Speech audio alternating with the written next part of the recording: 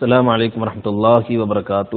الحمد للہ والصلاة والسلام علی رسول اللہ. اما بعد اعوذ باللہ من الشیطان الرجیم من حمزہ ونفخہ ونفثہ. بسم اللہ الرحمن الرحیم. الف لام میم. اللہ لا الہ الا هو الحی القیوم نزل علیک الکتاب بالحق مصدقا لما بین یدیہ وانزل التوراۃ والانجیل. آج کی کلاس میں ہم سورہ آل عمران سے پڑھیں گے. سورہ آل عمران کی فضیلت یہ ہے کہ نبی کریم صلی اللہ علیہ وسلم نے فرمایا کہ سورہ بقرہ اور سورہ آل عمران کو پڑھا کرو. یہ دونوں قیامت کے دن آئیں گی. جس طرح ایک سائبان ہوتا ہے یا بادل ہوتے ہیں اس طرح آئیں گی اور پڑھنے والے کی سفارش کریں گی. سورہ آل عمران کی 200 آیات ہیں، 20 اس میں رکوع ہیں اور مدنی صورت ہے. مدنی صورت ہونے کا معنی یہ ہے کہ ہجرت کے بعد اس کا نزول ہوا. جس صورت کا نزول مکی دور میں ہو یعنی ہجرت سے پہلے ہو اسے مکی کہا جاتا ہے، اور جس کا نزول ہجرت کے بعد ہو یعنی مدنی دور میں اسے مدنی کہا جاتا ہے. تو یہاں قرآن کریم میں جو مصحفی ترتیب ہے اس ترتیب کے لحاظ سے اس کا نمبر تیسرا ہے. پہلے نمبر پر سورہ فاتحہ ہے، پھر سورہ بقرہ ہے اور پھر یہ سورہ آل عمران ہے. اور جو ترتیب نزولی ہے، جس ترتیب میں سب سے پہلے سورہ علق کا نزول ہوا، اقرأ بسم ربک الذی خلق، اور پھر اسی طرح باقی صورتوں کا، اس ترتیب نزولی کے لحاظ سے اس سورہ کا نمبر سورہ یعنی 89 ہے، 89. اس سورہ کا نام آل عمران ہے کیونکہ آگے اس میں آل عمران کا تذکرہ ہوا ہے ایک آیت میں. اسی بنیاد پر اس سورت کا نام آل عمران رکھا گیا ہے. اور یہ بات بھی ذہن نشین رہنی چاہیے کہ یہ صورتوں کے نام بھی اللہ کی طرف سے رکھے ہوئے ہیں، توقیفی ہیں، یعنی اللہ کی طرف سے جو رکھ دیے گئے ہیں اسی پر موقوف ہیں. نبی کریم صلی اللہ علیہ وسلم نے جو ان کے نام پکارے اسی طرح سے یہ پکارے گئے ہیں. کسی اور کی رائے کا اس میں کوئی دخل نہیں ہے، کسی اور نے یہ نام نہیں رکھے. آل عمران سے مراد عمران دو گزرے ہیں. عمران ایک تو موسیٰ اور ہارون علیہ السلام کے والد ہیں اور دوسرے عمران مریم علیہ السلام کے والد ہیں. یہاں آل عمران سے مراد مریم علیہ السلام کے والد ہیں، جیسا کہ جب آیت آئے گی وہاں مزید بات کریں گے انشاءاللہ تعالی. الف لام میم یہ حروف مقطعات میں سے ہے جس کا معنی اللہ تعالی ہی جانتا ہے. اللہ اعلم بمرادہ. اللہ لا الہ الا هو الحی القیوم. اللہ ہی معبود برحق ہے، اس کے علاوہ کوئی عبادت کے لائق نہیں. وہ الحی ہے، زندہ ہے، اور القیوم ہر چیز کو قائم رکھنے والا ہے. اور یہ بات معلوم ہونی چاہیے کہ اس کی سورہ آل عمران کی ابتدائی 83 آیات وہ ایک وفد کے جواب میں، وفد نجران جو آیا تھا 9 ہجری میں، یہ عیسائی لوگ انہوں نے جو رسول اللہ صلی اللہ علیہ وسلم سے سوالات کیے ان کے سوالات کے جوابات کی روشنی میں یعنی یہ آیات نازل ہوئی ہیں. تو اسی پس منظر میں ہمیں یہ آیات دیکھنی چاہیے. یہ وفد نجران جو ہے وہ 60 افراد پر مشتمل تھا، جن میں سے 14 افراد ان کے انتہائی معزز افراد تھے. بہرحال اللہ تبارک و تعالیٰ فرماتا ہے اللہ لا الہ الا هو الحی القیوم. اللہ کے علاوہ کوئی معبود برحق نہیں ہے. الحی القیوم وہ اللہ زندہ ہے اور زندگی دینے والا ہے. القیوم اور ہر چیز کو قائم رکھنے والا ہے. الحی القیوم کے بارے میں حدیث میں یہ مذکور ہے کہ یہ دونوں نام اسم اعظم ہے، اور اسم اعظم کی فضیلت یہ ہے کہ اس نام سے اگر دعا کی جائے تو اللہ تبارک و تعالی قبول فرماتا ہے، جو کہ یہ آیت الکرسی میں بھی استعمال ہوا ہے اور یہاں سورہ آل عمران میں بھی استعمال ہوا ہے، اور غالباً اس کے بعد سورہ طٰہٰ میں بھی استعمال ہوا ہے. 3 جگہ یہ قرآن کریم میں استعمال ہوا ہے. وعنت الوجوہ للحی القیوم یہ ایک آیت ہے، وہاں یہ استعمال ہوا ہے. نزل علیک الکتاب بالحق مصدقا لما بین یدیہ وانزل التوراۃ والانجیل. اللہ تبارک و تعالیٰ نے آپ پر کتاب کو نازل کیا حق کے ساتھ، مصدقا لما بین یدیہ، اس سے پہلے جو کتابیں نازل ہو چکی ہیں ان کتابوں کی یہ قرآن کریم یہ کتاب تصدیق کرنے والی اس معنی میں کہ ان کا انکار نہیں کرتی، بلکہ تصدیق کرتی ہے کہ وہ بھی اللہ کی طرف سے نازل شدہ کتابیں تھیں، اور اس معنی میں بھی تصدیق کرنے والی ہے کہ جو پیغام وہ کتابیں لے کر آئی، توحید کا پیغام، یہ ان پیغامات کی بھی تصدیق کرتی ہے، اور اس معنی میں بھی تصدیق کرنے والی ہے کہ ان کتابوں میں یہ پیشن گوئی موجود ہے کہ آخری نبی آئیں گے محمد رسول اللہ صلی اللہ علیہ وسلم، اسی آخری نبی محمد رسول اللہ صلی اللہ علیہ وسلم پر یہ کتاب نازل ہوئی ہے، تو یہ ان گزشتہ کتابوں کی تصدیق کرنے والی ہے۔ وَأَنزَلَ التَّوْرَاةَ وَالْإِنجِيلَ، اور اسی ذات نے، اللہ تبارک و تعالی نے تورات کو نازل کیا اور انجیل کو نازل کیا۔ تورات سیدنا موسیٰ علیہ السلام پر نازل ہوئی اور انجیل سیدنا عیسیٰ علیہ السلام پر نازل ہوئی۔ ان دونوں کتابوں میں تحریف ہو چکی ہے، اور دونوں کتابوں میں تحریف کا تذکرہ خود قرآن کریم میں موجود ہے، بلکہ اب تو بعد جو یعنی اہل کتاب سے ان مذاہب سے جڑے افراد ہیں وہ لوگ بھی اس بات کو تسلیم کرتے ہیں کہ ان میں تحریفات ہو چکی ہیں، بلکہ تحریفات تو کہیں رہ گئیں سیدنا عیسیٰ علیہ السلام کے تعلق سے، تو اب یہ بحث بھی دیکھنے کو ملتی ہے کہ بعض لوگوں نے یہ بحث کرنا شروع کر دی کہ عیسیٰ علیہ السلام لگتا ہے جیسے کوئی تصوراتی کوئی شخصیت ہیں، ایسی شخصیت نہیں ہے کہ جو تاریخ میں اپنا وجود رکھتی ہے۔ تو بہرحال ان لوگوں نے نہ کہ صرف اس کے احکامات کا انکار کیا بلکہ تحریف تک کی، اور قرآن کریم کو ماننے والے ان دونوں کتابوں کا اقرار کرتے ہیں، مانتے ہیں کہ اللہ کی طرف سے نازل ہوئی تھیں، ہاں چونکہ ہمیں قرآن کریم نے یہ بتلا دیا کہ ان میں تحریف ہوئی ہے تو ہم اس پر بھی ایمان لاتے ہیں کہ یہ محرف شدہ موجود ہیں۔ اب موجودہ بائبل میں یہ دونوں کتابیں موجود ہیں، یعنی اس کا جو عہد نامہ قدیم ہے وہ تورات اور دیگر جو اسفار ہیں دیگر انبیاء کے ان پر مشتمل ہے، اور عہد نامہ جو یعنی جدید ہے اس میں یہ چاروں اناجیل موجود ہیں۔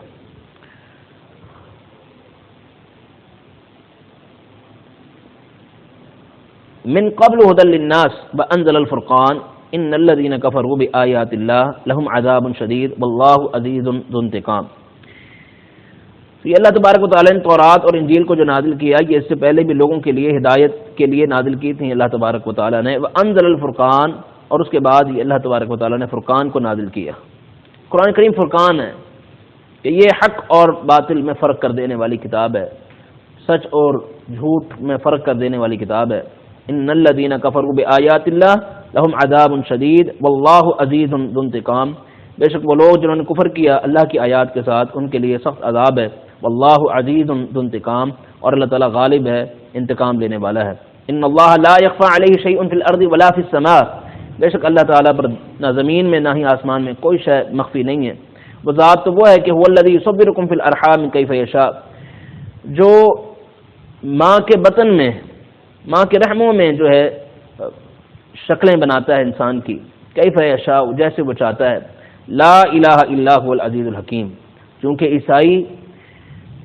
عیسیٰ علیہ السلام کو اپنا جو ہے وہ معبود مانتے ہیں اور اللہ کا ایک حصہ مانتے ہیں، تین معبودوں کا وہ عقیدہ رکھتے ہیں، تو اس صورت کا آغاز ہی اللہ کے تعارف سے ہوا ہے جس میں اللہ تعالیٰ کے قدرت کے مناظر بیان کیے جا رہے ہیں اور اللہ کی صفات بیان کی جا رہی ہیں کہ اللہ تعالیٰ حی ہے، قیوم ہے، اور ان کتابوں کو نازل کرنے والا ہے۔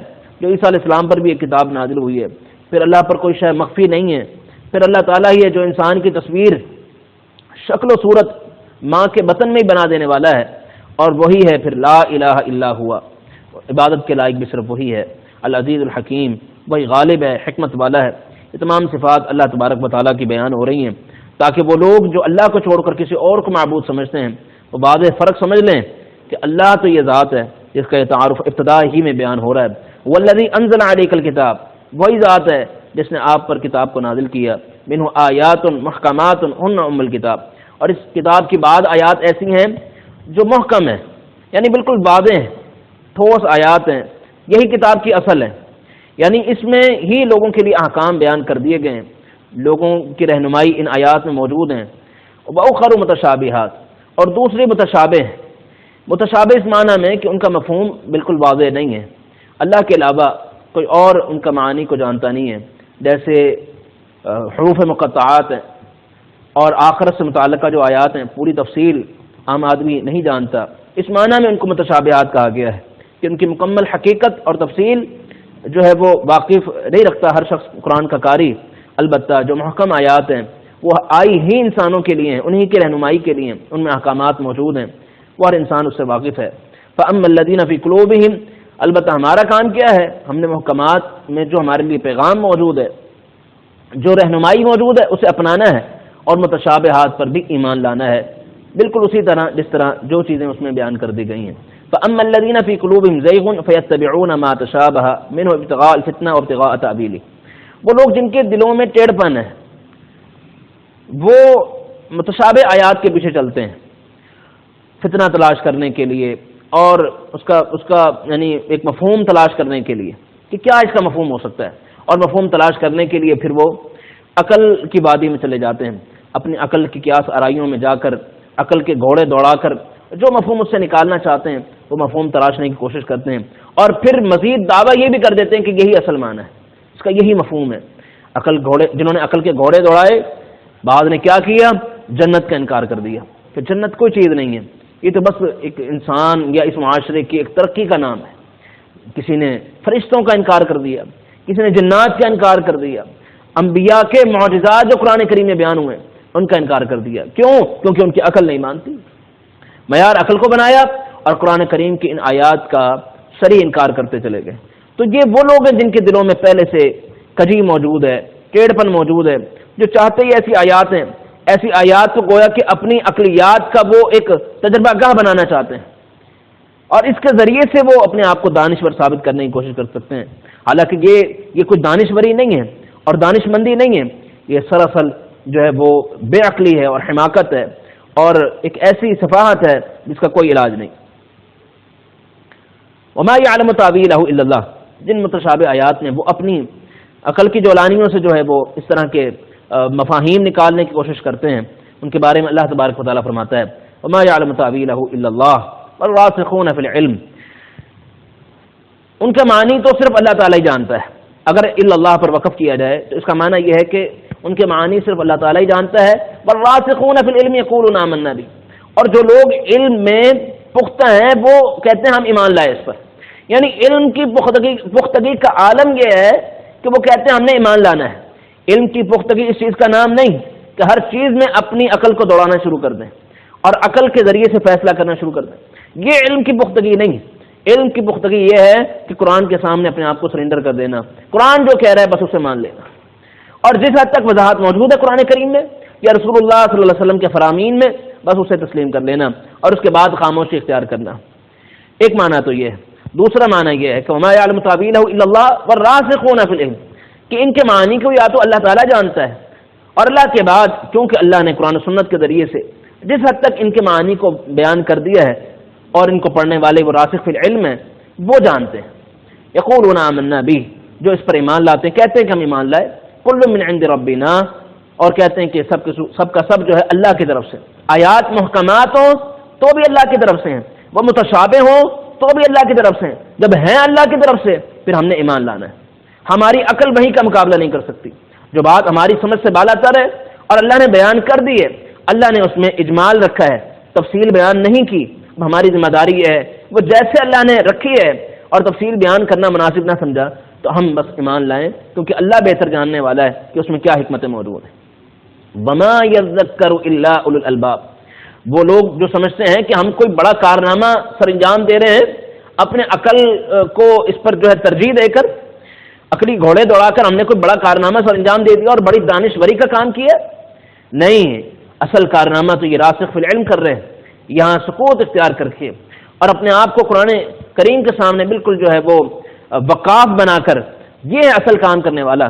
انہی کے بارے میں اللہ تبارک و تعالیٰ فرماتا ہے وما یذکر الا اولو الالباب، اس سے نصیحت تو بس صرف عقل والے پکڑتے ہیں، عقل والے یہی ہیں۔ عقلی گھوڑے دوڑانا یہ عقل کا کام نہیں ہے، جو کام عقل کا نہیں ہے وہ کام عقل سے لینا یہ تو بے وقوفی ہے۔ بالکل اسی طرح جس طرح ہاتھ کا بھی ایک مخصوص کام ہے، پاؤں کا ایک مخصوص کام ہے، آنکھ کا ایک مخصوص کام ہے، اگر آنکھ سے ہاتھ والا کام لیا جائے اس کو کوئی عقل مندی نہیں کہتا، یا آنکھ سے جو ہے وہ پاؤں والا کام لینے کی کوشش کی جائے، یا کوئی دعوے دار ہو کہ یہ کام میں کر سکتا ہوں، تو اس کو کوئی عقل مندی نہیں کہتا۔ بالکل اسی طرح عقل کا بھی ایک دائرہ کار ہے، کوئی اس سے تجاوز کرنے کی کوشش کرے گا اور اس طرح کے دعوے کرنے کی کوشش کرے گا، یہ بھی قطعاً عقل مندی کا کام نہیں ہے۔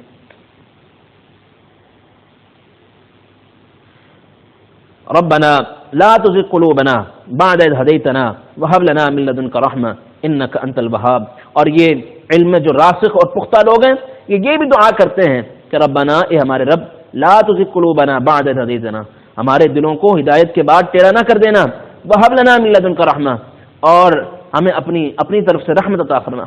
اللہ کی رحمت کے امیدوار ہے، اللہ سے رحمت مانگتے رہتے ہیں۔ انک انت الوہاب، بے شک تو ہی عطا کرنے والا ہے۔ ربنا انک جامع الناس لیوم لا ریب فیہ، اے ہمارے رب تو قیامت کے دن لوگوں کو جمع کرنے والا ہے، وہ دن لا ریب فیہ جس کے واقع ہونے میں کوئی شک نہیں ہے۔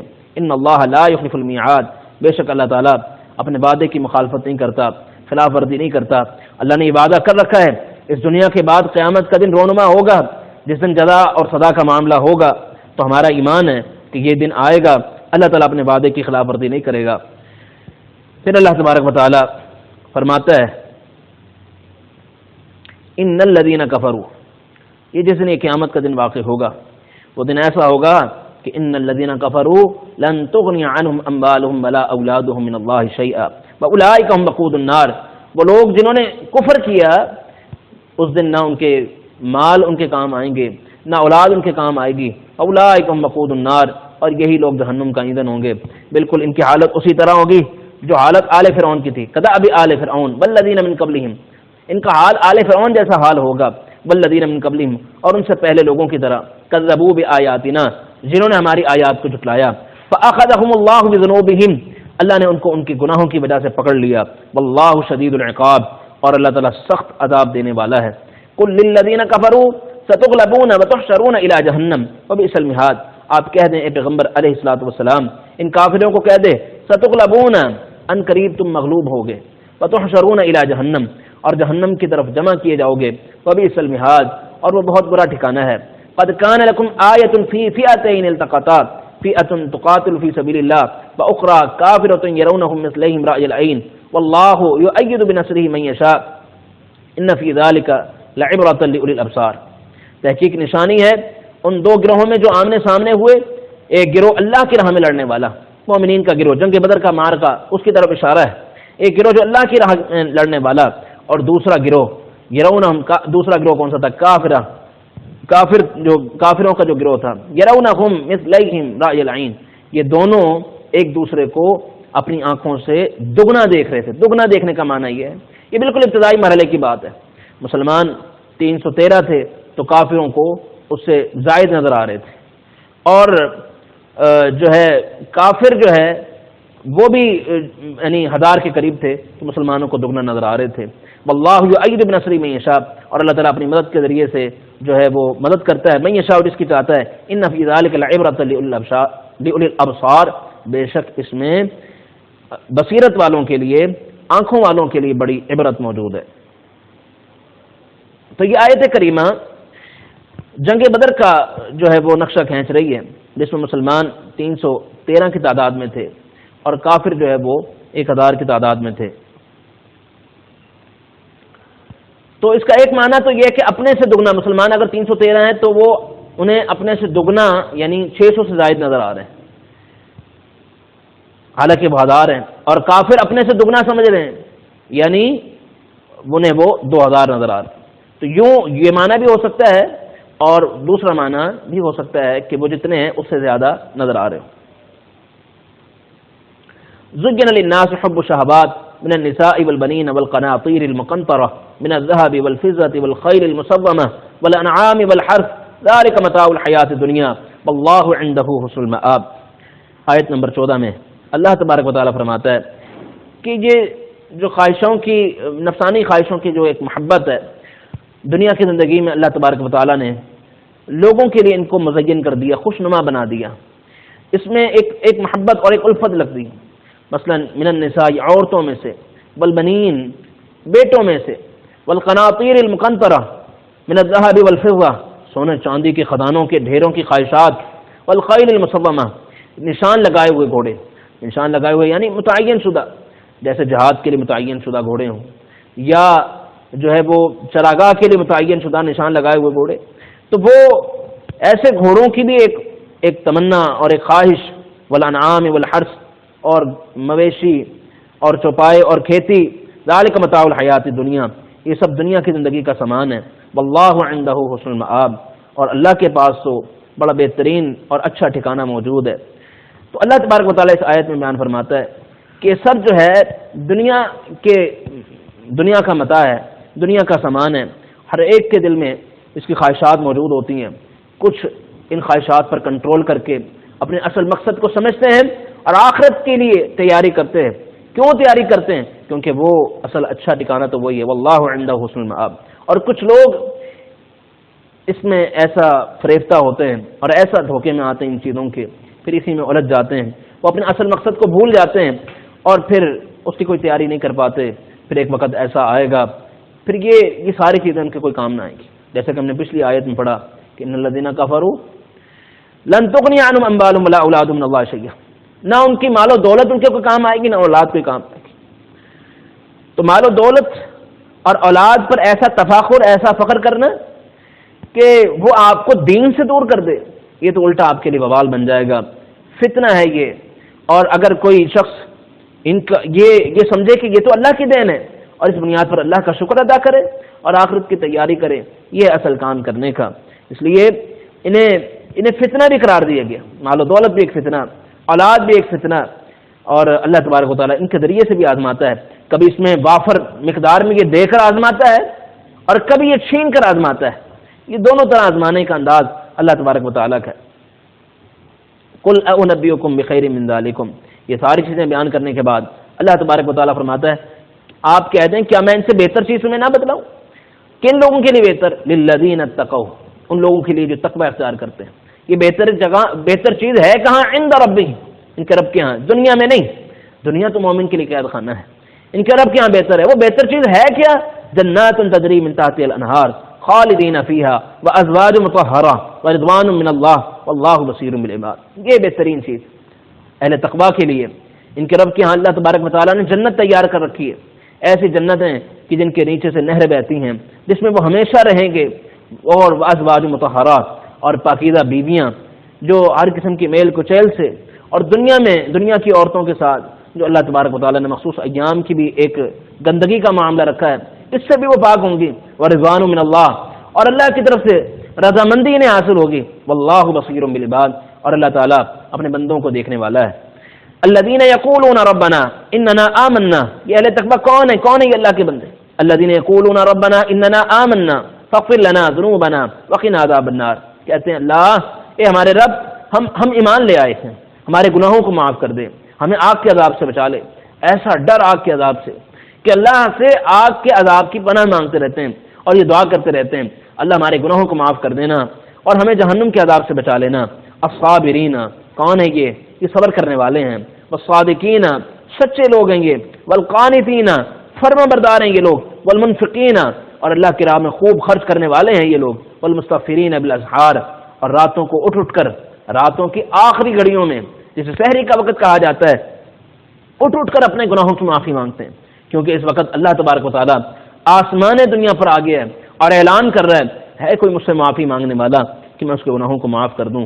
تو یہ اہل تقوی کا اور اللہ کے نیک بندوں کا تعارف کروایا جا رہا ہے۔ شاہد اللہ بھی یہ گواہی دیتا ہے کہ انہ لا الہ الا ہوا والملائکۃ واولو العلم قائما بالقسط، اللہ اس بات کی گواہی دیتا ہے، فرشتے دیتے ہیں اور علم والے جو بالکل عدل پر قائم ہیں ہو کر یہ گواہی دیتے ہیں۔ کیا گواہی ہے؟ کہ انہ لا الہ الا ہوا، اللہ کے علاوہ کوئی معبود ہے ورق نہیں۔ لا الہ الا اللہ، یعنی پہلے لا کا لفظ استعمال ہوا ہے، کلمے میں بھی پہلے لا ہے، پہلے نفی ہے۔ یہ نفی کس چیز کی ہے؟ تمام معبودان کی۔ یہ لا کی تلوار کے ذریعے سے ہر قسم کے معبود کی نفی کر دی ہے کہ حجر عبادت کے لائق نہیں، یہ شجر عبادت کے لائق نہیں، یہ بت عبادت کے لائق نہیں، یہ چاند و سورج عبادت کے لائق نہیں۔ دنیا میں کوئی ہستی، کوئی بستی، کوئی شخصیت اور کوئی فرد عبادت کے لائق نہیں، الا ہوا، ایک ہی ذات عبادت کے لائق ہے اور وہ اللہ کی ذات ہے، العزیز جو غالب ہے، الحکیم اور حکمت والا ہے۔ ان الدین عند اللہ الاسلام، پہلے سارے ادیان تھے، اسلام نے آ کر ان تمام ادیان کو منسوخ کر دیا ہے۔ اس لیے اب اللہ کے ہاں جو پسندیدہ اور قابل قبول جو اسلام ہے، جو دین ہے، وہ ان الدین عند اللہ الاسلام، وہ اللہ کے ہاں اسلام ہی ہے۔ وما اختلف الذین اوتوا الکتاب الا من بعد ما جاءهم العلم بغیا بینہم، تو اہل کتاب نے جو اس سے اختلاف کیا ہے وہ صرف بغاوت اور سرکشی کرتے ہوئے کیا ہے۔ علم آ گیا ہے ان کے پاس، پیشن گوئیاں پہلے ہی موجود تھیں، اب یہ علم آ گیا ہے اور ایسے پہچانتے ہیں یہ نبی کریم صلی اللہ علیہ وسلم کو جیسے اپنے بیٹوں کو پہچانتے ہیں۔ الذین آتیناھم الکتاب یعرفونہ کما یعرفون ابناءہم، اس طرح اپنے بیٹوں کو پہچانتے ہیں، بالکل شک کی کوئی گنجائش نہیں۔ اب انکار کیوں ہے؟ بلا وجہ کا انکار ہے، سرکشی اور بغاوت اس کا نام رکھا جا سکتا ہے۔ اور یہ بات پھر سن لیں ایسے لوگ کہ من یکفر بآیات اللہ فإن اللہ سریع الحساب، جو اللہ کی آیات کا کفر کرتا ہے پھر اللہ تبارک و تعالیٰ نے ایسے لوگوں کے لیے جو ہے وہ اپنا عذاب تیار کر رکھا ہے۔ ان اللہ سریع الحساب، اللہ جلد جو ہے وہ حساب کتاب کا معاملہ کرے گا، بہت جلد کرنے والا ہے۔ اور وہ یعنی قیامت کے لیے قریب کا لفظ استعمال ہوا ہے، اقترب للناس، جلد یعنی یہ قیامت واقع ہو جائے گی، کیونکہ اللہ کے علاوہ کوئی نہیں جانتا کہ قیامت کب واقع ہو جائے گی۔ فإن حاجوک، اگر یہ آپ سے جھگڑا کریں، فقل، آپ کہہ دیں اسلمت وجہی للہ، میں نے اپنے چہرے کو اللہ کے لیے مطیع کر دیا ہے، اللہ کے تابع کر دیا ہے۔ یہ صرف اللہ کی پیروی کرے گا، اللہ جیسے حکم کرے گا، صرف اللہ کے سامنے جھکے گا۔ ومن اتبعن، میں نے بھی اور جس نے میری پیروی کی۔ ومن اتبعن، یہ اتباع کرنے والوں کو ایک اللہ تبارک و تعالیٰ نے ایک بہت بڑی یہاں سعادت دیتی ہے کہ نبی کریم صلی اللہ علیہ وسلم ان الفاظ میں اتباع کرنے والوں کو اپنے ساتھ جوڑ رہے ہیں کہ میں بھی صرف اللہ کے لیے اپنے آپ کو تابع فرمان بناتا ہوں، اللہ کا پیروکار بنتا ہوں، اور میرے پیروکار بھی ومن اتبعن، اور جو میری اتباع کرتا ہے، میرا پیروکار ہے، میرے پیچھے چلنے والا۔ اور آج بڑے بد نصیب ہیں وہ لوگ جو نبی کریم صلی اللہ علیہ وسلم کی اتباع کے معاملے میں کسی اور کا نام لیتے ہیں، کسی اور کی پیروی کا، کسی اور کے پیچھے چلنے کا، کسی اور کی تقلید کرنے کا نام لیتے ہیں۔ وہ کتنی بڑی سعادت سے محرومی کا اظہار کر رہے ہیں، کتنی بڑی سعادت سے محرومی کا اظہار کر رہے ہیں۔ یاد رکھیے کما حق ہو، اللہ کے لیے اپنے آپ کو تابع وہی بنا سکتا ہے جو نبی کریم صلی اللہ علیہ وسلم کی اتباع کر سکتا ہے، کیونکہ ایک ہی رستہ ہے جو صراط مستقیم ہے۔ وہ رستہ کون سا ہے؟ ان ھذا صراط مستقیم، جس کے بارے میں اللہ کے رسول فرمائے کہ یہ میرا رستہ ہے، اور اسی رستے کے بارے میں فرمائے کہ فاتبعوہ، اسی رستے کی پیروی کرنی ہے۔ ولا تتبعوا السبل فتفرق بکم عن سبیلہ، کسی اور راہ کی طرف چلو گے تو سیدھے راستے سے بھٹک جاؤ گے۔ وقل للذین اوتوا الکتاب والامیین ااسلمتم، اور ان اہل کتاب سے بھی پوچھو اور ان امیین سے، کفار مکہ سے بھی پوچھو، ااسلمتم، کیا تم اسلام لاتے ہو؟ فإن اسلموا، اگر وہ اسلام لے آئیں، آپ کے پیروکار بن جائیں، فقد اہتدوا، پھر تو وہ ہدایت پر ہیں۔ وإن تولوا، اگر وہ منہ موڑ لیں، اعراض کریں، باغی ہو جائیں، انکار کریں، فإنما علیک البلاغ، پھر آپ کا کام صرف پہنچانا ہے، وہ آپ نے کر دیا ہے۔ واللہ بصیر بالعباد، اور اللہ تعالیٰ اپنے بندوں کو دیکھنے والا ہے۔ تو یہ سورہ آل عمران کی ابتدائی 20 آیات آج کی کلاس میں ہم نے آپ کے سامنے رکھی ہیں، اور جس میں یعنی اللہ کی توحید کا اور اللہ کی کچھ صفات کا تذکرہ ہوا ہے، قرآن کریم کی کچھ صفات کا تذکرہ ہوا ہے، اور اس کے ساتھ ساتھ نبی کریم صلی اللہ علیہ وسلم کے حوالے سے جو یہ لوگ انکار کرتے ہیں اس حوالے سے کچھ تذکرہ ہوا ہے، اور اہل تقویٰ ان کی صفات بیان کی گئی ہیں کہ وہ صبر کرنے والے ہیں اور سچ بولنے والے ہیں اور اللہ کے فرما بردار ہیں۔ تو یہ بڑی قیمتی صفات ہیں اہل ایمان کی، اور بڑی عظیم صفات ہیں جن کا یہاں بیان ہوا ہے۔ اسی پر ہم اپنی آج کی کلاس کا اختتام کرتے ہیں اس دعا کے ساتھ کہ اللہ تبارک و تعالیٰ قرآن و سنت کے ساتھ ہمارے تعلق کو مضبوط سے مضبوط بنائے اور کما حق کو اس پر عمل کی توفیق عطا فرمائے۔ سبحانک اللہم و بحمدک، اشہد ان لا الہ الا انت، استغفرک و اتوب الیک۔